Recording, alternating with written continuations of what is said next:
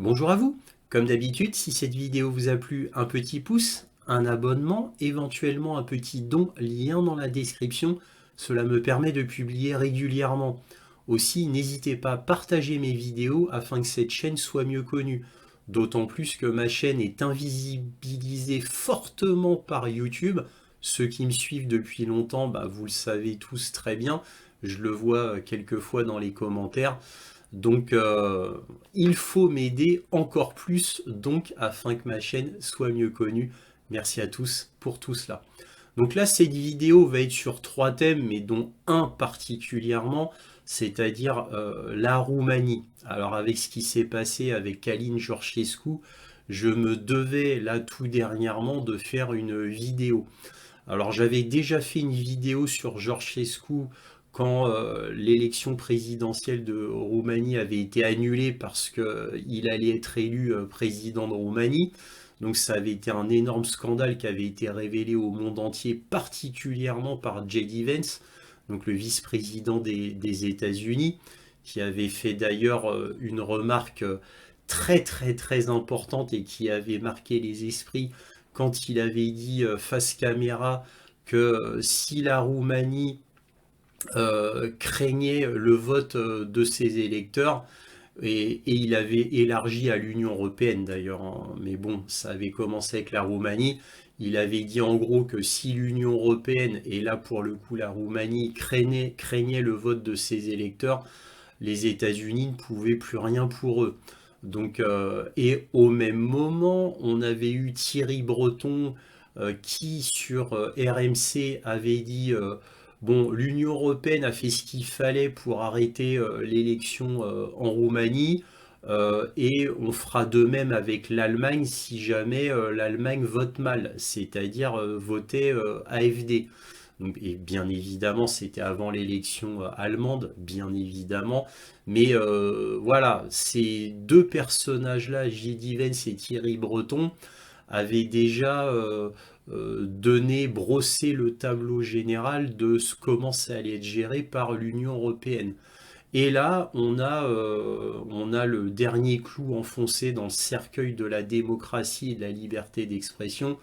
Donc voilà, je vais vous parler de la Roumanie particulièrement, mais pas que. Je vais parler de la Syrie avec le massacre des Alaouites, donc une branche chiite, côte ouest de la Syrie, qui est absolument... ce qui arrive là-bas est absolument terrible, hein. Évidemment, c'est fait par les djihadistes, hein, de la même faction que le président Al-Shara, le nouveau président syrien. Et je vais parler aussi d'Israël, hein, les tout derniers actes d'Israël qui sont absolument odieux et scandaleux, puisqu'ils viennent de bloquer l'électricité et l'eau à Gaza. Et après, on dit que non, non, ils ne veulent pas faire de génocide, c'est pas vrai. Et pourtant, c'est exactement ce qu'ils font. C'est complètement illégal. Alors pourquoi je vais vous parler de ces trois thèmes, mais encore une fois particulièrement de la Roumanie, je ferai vite pour la Syrie et Israël, c'est parce que c'est le silence complet des médias sur ces trois thèmes. Alors quand je dis le silence complet des médias, je parle des médias télévisuels, bien sûr, on en parle dans les grands médias sur Internet, on en parle de tout cela. Quoique, pas tant que cela, mais on en parle. Tout du moins de la Roumanie, ça on en parle dans les médias Internet. Par contre, vous notez qu'à la télévision, moi je n'ai rien vu passer. Alors, je ne suis pas tous les médias télévisuels d'Occident, mais je n'ai rien vu passer. Aussi bien à la télé aux États-Unis qu'à la télé britannique, qu'en France ou en Allemagne. Bon, je me suis arrêté là. Bref, donc évidemment médias complices, mais ça c'est pas vraiment une surprise. Et donc je voulais vous parler, bon, comme je le disais, plus particulièrement de ce qui s'est passé avec Călin Georgescu. Donc là c'est l'épisode 2 où on a carrément interdit à Călin Georgescu de se présenter aux élections présidentielles. Carrément, donc voilà, on en est arrivé là. Alors, Georgescu donc, va faire appel et va porter l'affaire au conseil constitutionnel de la Roumanie.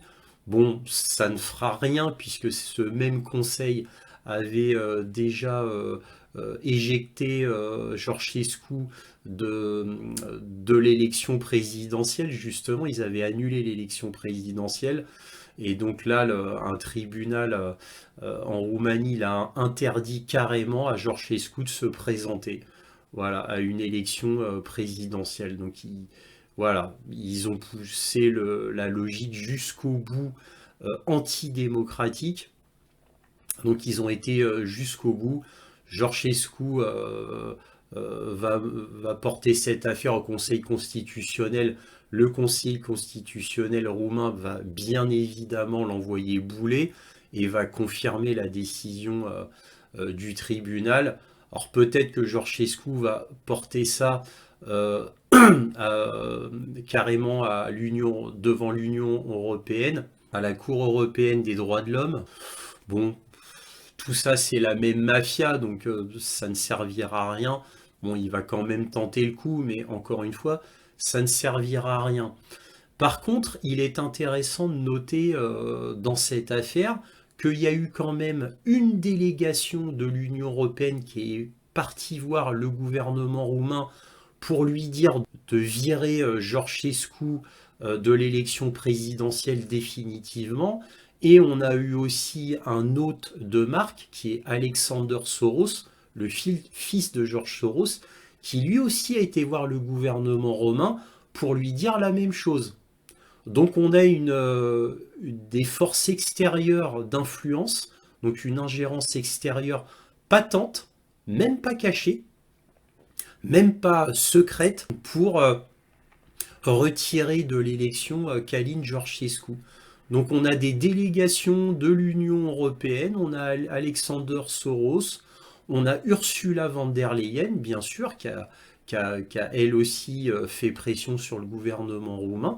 Bref, on a exactement le même scénario qu'en Moldavie, sauf que en Roumanie, il y a eu un couac. Voilà. Alors le couac, il a fallu le régler parce que il ne pouvait pas se permettre qu'il arrive exactement ce qui s'est passé en Géorgie ou en Slovaquie. Oui, ça c'était les deux ratés de l'Union européenne, ils ne pouvaient pas se permettre la Roumanie. Surtout qu'il y a une base américaine énorme en Roumanie, et si Georgescu était devenu président, il y a de fortes chances qu'il aurait viré, exactement comme De Gaulle l'avait fait pour la France, les forces américaines de Roumanie. Voire il aurait peut-être même retiré la Roumanie de l'OTAN. Donc là, il ne pouvait vraiment pas se permettre. La Roumanie, c'est autre chose que la Moldavie, hein. Donc, bref, ils ne pouvaient pas se permettre, donc ils ont tout fait pour virer Kalin Georgescu. Et sans se cacher, en plus. Ah oui, on n'en est plus là maintenant. On n'en est plus là, et même plus la peine de se cacher. Bref, moi j'ai été absolument scandalisé pour la deuxième fois. Et apparemment, ça scandalise pas les grands médias sur TF1, France 2, LCI, BFM TV. Bien évidemment, ça scandalise personne, ni même les grands pontes politiques de nos pays, que ça soit en Angleterre, en Allemagne, en France, en Italie, peu importe.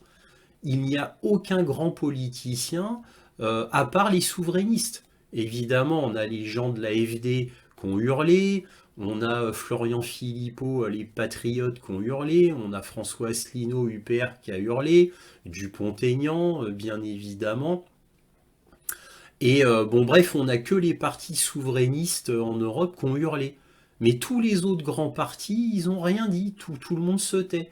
Ce qui prouve qu'il n'y a vraiment aucune opposition en réalité à l'Union européenne pour les grands partis. Voilà. Donc c'est honteux. Et où sont nos grands intellectuels? Nos grands intellectuels, ils sont où? Nos grands philosophes, ils sont où? Pour protester, pour dire que c'est inadmissible, ils sont où? Là, on a encore J.D. Vance qui a hurlé bien évidemment sur Twitter, quoi, sur X. Donc on a J.D. Vance qui s'est vraiment scandalisé de ce qui s'est passé, encore une fois. On a Elon Musk qui s'est scandalisé lui aussi, encore une fois, bien évidemment. Et c'est tout. Voilà. Les grandes figures voilà, de France, d'Allemagne, d'Angleterre, par exemple, hein, mais ça pourrait être d'autres pays, de grands politiciens, de grands philosophes, de grands intellectuels, bah, on n'en a vu aucun parler de Georgescu. Voilà, aucun s'est vraiment offensé à la télé. Voilà. Bon, bref, voilà, donc c'est pour ça que j'en parle. Donc, je fais une vidéo à brûle-pourpoint, encore une fois. Mais bon, bref, je vais quand même sortir quelques petits articles pour vous montrer quelques détails croustillants de l'affaire. Et puis voilà, quoi. Et encore une fois, trois sujets donc, Roumanie, Syrie et Israël. Parce que, je le répète, le point commun de tout cela, c'est que les grands médias n'en parlent pas à la télé et c'est véritablement scandaleux. Et, et ça montre qu'officiellement, l'Union européenne est une véritable dictature. Exactement comme le disait J.D. Vance ou Elon Musk, ils avaient raison. Nous vivons dans une dictature qui n'est même plus cachée, au plus aucune subtilité. C'est véritablement honteux et ça devait être souligné, martelé lourdement. Voilà, je vais vous montrer les articles. On va commencer avec un article de France 24 qui nous dit Roumanie, le candidat d'extrême droite, vous notez le vocabulaire, hein, extrême droite, hein, Georgescu exclu de la présidentielle, colère des partisans. La commission électorale roumaine a rejeté dimanche la candidature du candidat d'extrême droite, encore une fois extrême droite, hein, Călin Georgescu à l'élection présidentielle de mai prochain. Le populiste, vous notez les termes, le vocabulaire, hein, ça a un sens, le populiste, qui peut faire appel de cette décision, était arrivé en tête du premier tour de la présidentielle de novembre dernier, mais le scrutin avait été annulé en raison de soupçons d'ingérence russe. Même pas de preuves. On annule un scrutin pour des soupçons d'ingérence russe. Vous imaginez un peu alors, vraiment, regardez l'inversion accusatoire qui est absolument outrageante, ultra scandaleuse. On a une délégation de l'Union européenne qui part en Roumanie. On a une délégation de l'Open Society de George Soros, présidée par Alexander Soros, le fils donc. On a des centaines de millions d'euros qui ont été donnés dans cette campagne contre Georgescu. Et ça, c'est quoi ça? C'est pas de l'ingérence de l'Union européenne? Et si, c'est une ingérence absolument crasse, éhontée et sans vergogne. Et là, on dit quoi là? Et Emmanuel Macron, quand il a été élu pour la première fois, vous vous souvenez, Emmanuel Macron, qui faisait la une de tous les journaux, qui était dans absolument partout dans les médias, bah pourquoi on n'a pas interdit Emmanuel Macron alors? Bah oui, là ça va pas ça. Hein, ça veut dire qu'il a été poussé par l'Union européenne, Emmanuel Macron. Donc ingérence en France. Bah oui, les subsides venaient d'où de sa campagne électorale, sa première campagne électorale. Ah oui, on peut remonter loin comme ça, hein. Donc vous voyez, l'inversion accusatoire est absolument terrible, terrible. Alors j'ai souligné quelques passages. Călin Georgescu a rapidement dénoncé sur les réseaux sociaux un coup direct porté à la démocratie dans le monde. L'Europe est maintenant une dictature. La Roumanie vit sous la tyrannie, a-t-il lancé. Et là, c'est fait aux yeux du monde entier. C'est même pas caché, je le répète, c'est très important. Le sexagénaire peut encore déposer un appel devant la Cour constitutionnelle. Évidemment, il sera rejeté, puisque c'est cette même Cour constitutionnelle qui a fait qu'ils ont invalidé les élections la première fois. Les gendarmes ont dû disperser à plusieurs reprises à coups de gaz lacrymogène une foule violente qui a tenté de forcer le barrage pour entrer dans les locaux, jetant bouteilles et pétards, selon plusieurs communiqués. 2 officiers ont été blessés. Bah oui, il y a des manifestations. Des dizaines de milliers de sympathisants de Călin Georgescu sont descendus ces dernières semaines dans les rues, tandis que les autorités roumaines ont mis en garde contre une série d'actions hybrides de Moscou. J'adore, hein. Faut pas oublier que très officiellement, parce qu'il y a eu un communiqué du porte-parole du gouvernement roumain qui a dit que très officiellement, la seule raison des ennuis de Călin Georgescu, ce sont les influences de comptes TikTok. Voilà, comptes TikTok qui auraient été, on va dire, mis en exergue, portés par la main de Moscou, sans aucune preuve. Sans aucune preuve. Et encore une fois, je reviens à ce que je disais avec Emmanuel Macron. Donc les gens sur TikTok disent que Călin Georgescu c'est bien, ah ben on annule une élection. Et je reviens encore une fois, je sais c'est peut-être un peu lourd, mais c'est très important. Emmanuel Macron qui a été porté par tous les médias, quels qu'ils soient, je parle des grands médias carrément, pas que TikTok, hein, tous les grands médias qu'on pouvait voir, parce que il y avait des médias officiels, Facebook, Instagram, Twitter, à cette époque-là, etc., qu'on portait le président. Donc on fallait annuler l'élection présidentielle de Macron. Voilà, si on en arrive là. Si des comptes TikTok peuvent influencer les gens, bah, dans ces cas-là, il faut arrêter tout ce qui est influenceur. Donc il faut arrêter tout ce qui est pro-favori, comme Macron ou bien d'autres.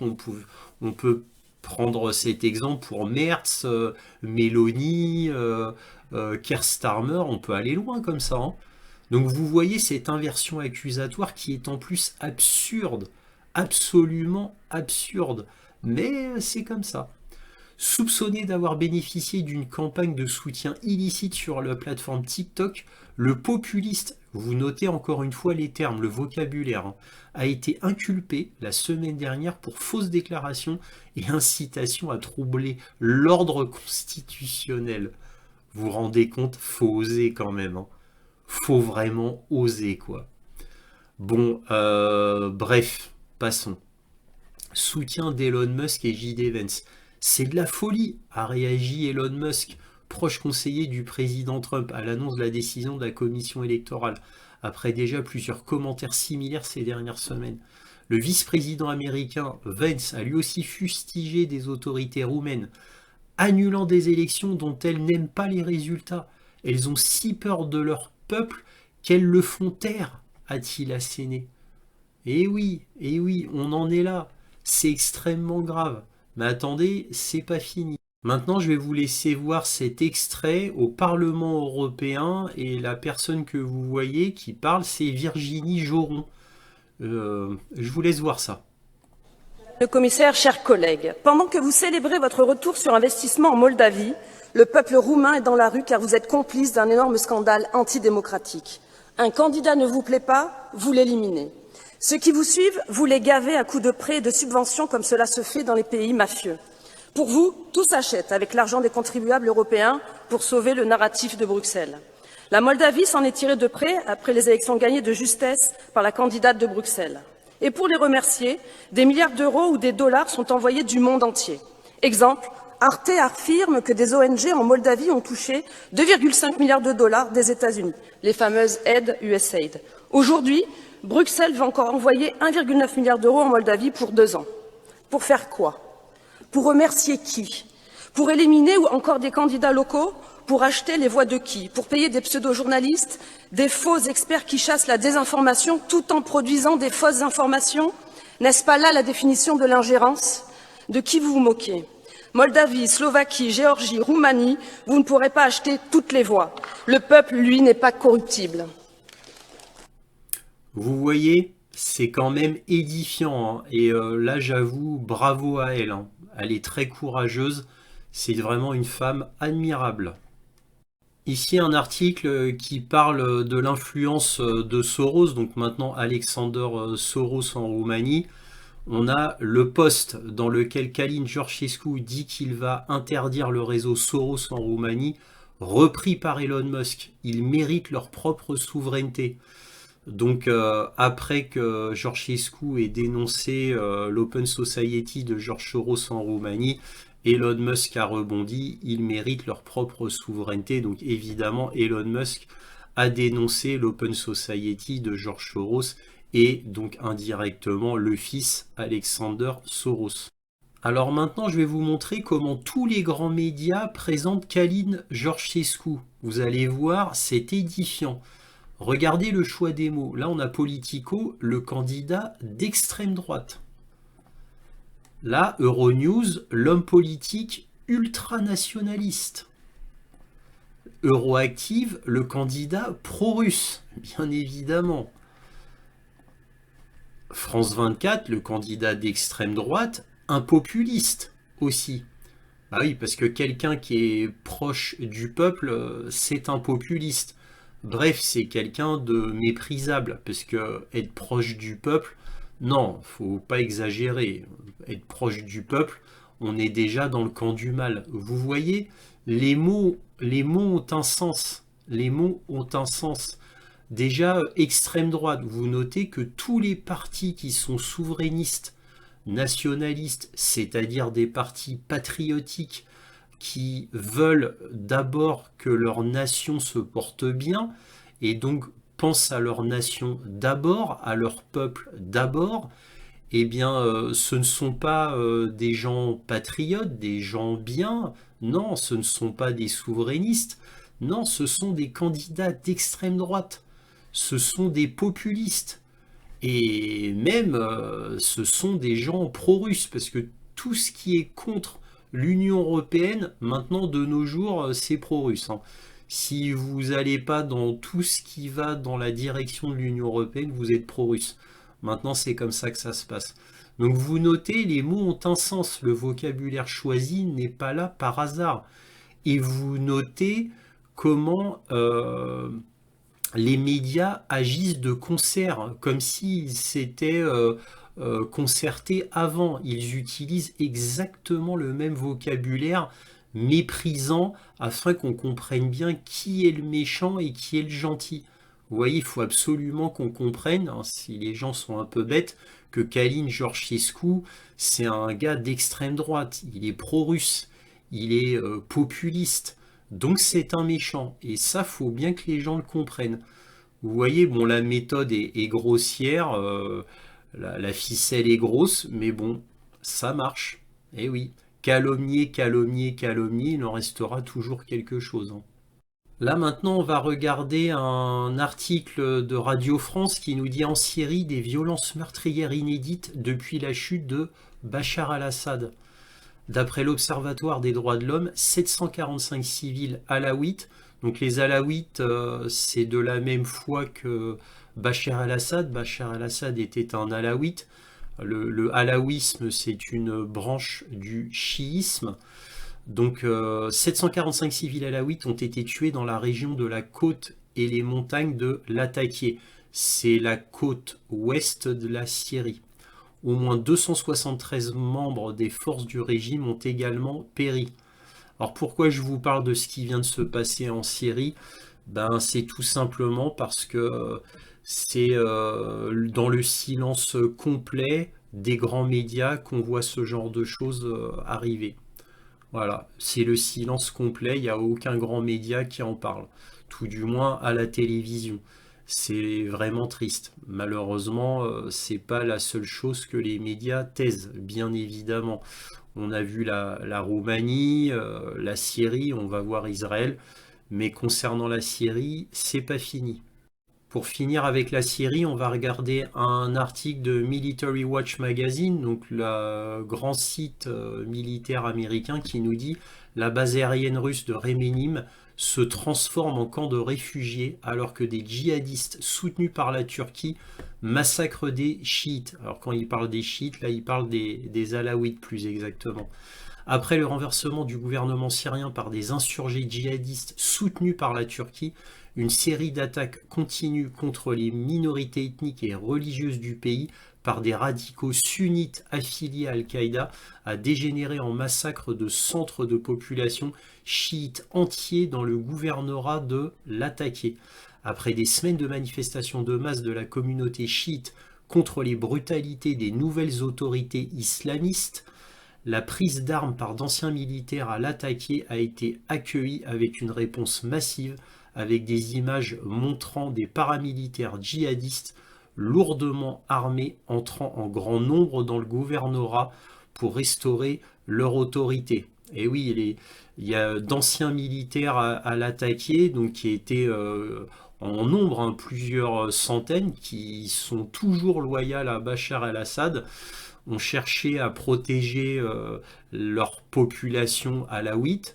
Et comme ils ont cherché à protéger leur population alaouite, ces anciens militaires de Bachar, eh bien, il y a une réponse massive des djihadistes lourdement armés, entrant en grand nombre dans le gouvernorat pour restaurer leur autorité. Des forces spéciales et régulières turques auraient également été déployées pour soutenir ces offensives, car oui, les Turcs euh, travaillent de concert, voire même financent et supervisent les djihadistes d'Al-Shara, hein, le nouveau président syrien. Des images provenant de plusieurs sources confirmant des massacres de civils chiites de porte à porte. Cela fait suite à des mois d'images confirmant des meurtres, des humiliations publiques et des viols de masse par les islamistes soutenus par la Turquie. Étant donné que de nombreux djihadistes sont d'anciens membres ou alliés au groupe terroriste État islamique, y compris leur chef, le président autoproclamé Abdou Bouhamad Al-Jolani. Alors Al-Jolani, c'est son nom de scène, hein, de terroriste. Son vrai nom, c'est Al-Shara. Alors que les civils chiites de l'attaqué sont confrontés à un nettoyage ethnique de grande ampleur, il a été confirmé que la seule base de l'armée de l'air russe au Moyen-Orient, la base aérienne de Rémémim, a accueilli un nombre important de femmes et d'enfants chiites fuyant les attaques. Donc vous voyez, ce qui se passe est absolument scandaleux, et les terroristes qui sont toujours considérés comme des terroristes par l'Union européenne et les États-Unis, bah, font des exactions terribles contre les chiites, alors que Al-Shara avait promis qu'il allait être un homme de paix et protéger tout son peuple, son nouveau peuple entre guillemets, chiite inclus, il l'avait promis. Et ben voyez, donc ce que fait Al-Shara et ses djihadistes, bah, c'était ce qui devait advenir. Nulle surprise. C'était que de la com, comme chacun le disait et comme moi je vous le disais. Hein, vous pouvez voir mon ancienne vidéo quand Al-Shara, appelé à l'époque Al-Jolani, avait pris le pouvoir en Syrie. Je vous avais dit que bah, c'est ce qui allait arriver, hein, bien évidemment, et c'était inéluctable dans le sens que Al-Shara, c'est le chef de djihadistes très dur. Alors imaginez-vous si Al-Shara tout d'un coup devenait occidental, ou s'occidentalisait avec les mœurs qui vont avec, les us et coutumes. Imaginez-vous comment ces chefs de guerre, bah, qui le soutiennent, comment ils verraient d'un autre œil Al-Shara si jamais tout d'un coup il s'occidentalisait et devenait neutre au niveau de la religion et ne rejetait plus les chiites. Ben, il aurait des problèmes quant à son intégrité physique, si vous voyez ce que je veux dire. Donc peut-être qu'Al-Shara, ça lui plaît pas ce que font là ses copains djihadistes, peut-être que ça ne lui plaît pas, mais en attendant, il laisse faire. Voilà, et là c'est une base russe qui va aider les pauvres gens chassés de chez eux, torturés, violés, etc. C'est les Russes qui doivent protéger dans leur avec leur base de Réménime, dans un silence global des grands médias absolument terrible. Voilà, c'était à noter. Et je finis par Israël avec un article de Politico qui dit: l'Allemagne juge inacceptable la coupure d'électricité à Gaza par Israël. Sans électricité, des milliers de Palestiniens de Gaza pourraient se retrouver sans eau potable. L'Allemagne est préoccupée par la décision d'Israël de couper l'approvisionnement en électricité de Gaza et par les négociations sur la fin de l'approvisionnement en eau, a déclaré lundi le ministère fédéral allemand des Affaires étrangères. Il n'y a pas que ça, hein. Les camions qui devaient passer d'aide humanitaire sont bloqués eux aussi. Donc c'est absolument honteux et scandaleux. C'est un génocide vraiment de manière absolument mesquine, public, au grand jour. Personne ne réagit. Qu'en est-il de la population de Gaza? Que va-t-il advenir de la population de Gaza, de ces 2 millions de Gazaouis? Que vont-ils advenir? C'est absolument honteux et encore une fois, je le répète, mais bon, on pourrait maintenant en être blasé devant le silence assourdissant des grands médias, principalement occidentaux, bien évidemment. Voilà, si cette vidéo vous a plu, un petit pouce, un abonnement, éventuellement un petit don, lien dans la description. Merci à tous de m'aider en partageant mes vidéos autant que vous le pouvez, cela m'aide beaucoup. Merci encore à tous pour tout cela. Et toujours, soyez curieux.